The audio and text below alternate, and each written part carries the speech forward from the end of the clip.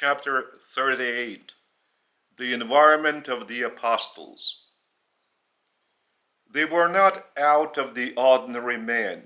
They were not exceptionally clever or spiritual men. In no way they were different from any other people of that time. They had their jobs.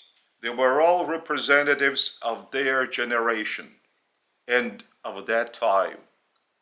They did not show great interest in a spiritual teaching than their contemporaries.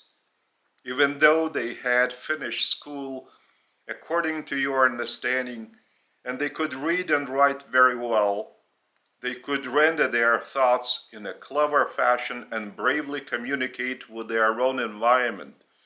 But apart from their studies at the synagogue school, none of them had received a special education about God provided by the rabbinical academies. They were aware of God as much as their environment provided such awareness. Therefore, the teachings I had brought were difficult for them to receive unaltered, so that after assimilating them, they would remain unchanged and would not break the rituals and dogmas imposed on them by the environment. Such a step requires an exceptionally deep faith in the Father and devotion to Him. One takes such a step after having felt a tremendous love of the Father within one's own self. And fairly often, this love of the Father being felt within ignites such a great fire within man that he begins to burn with a desire to carry this very fire to others.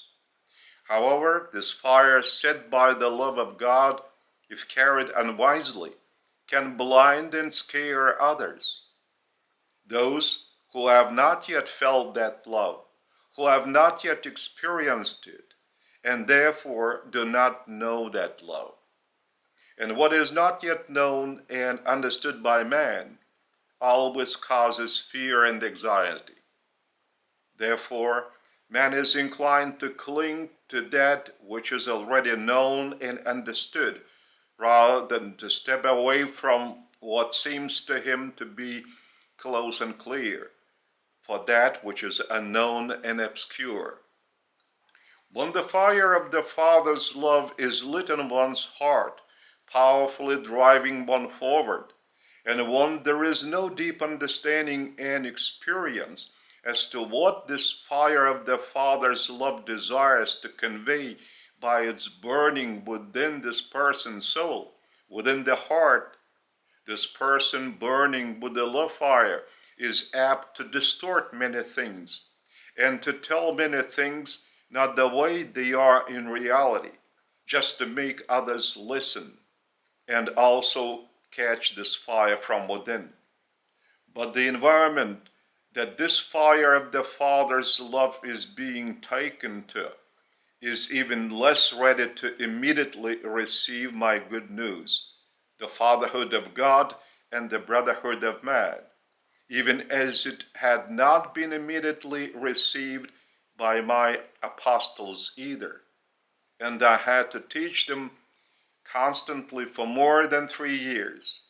I had to explain to them all the time that all are equally awaited in the heavenly kingdom, not only the Jews, but also the Gentiles, all, without any exception.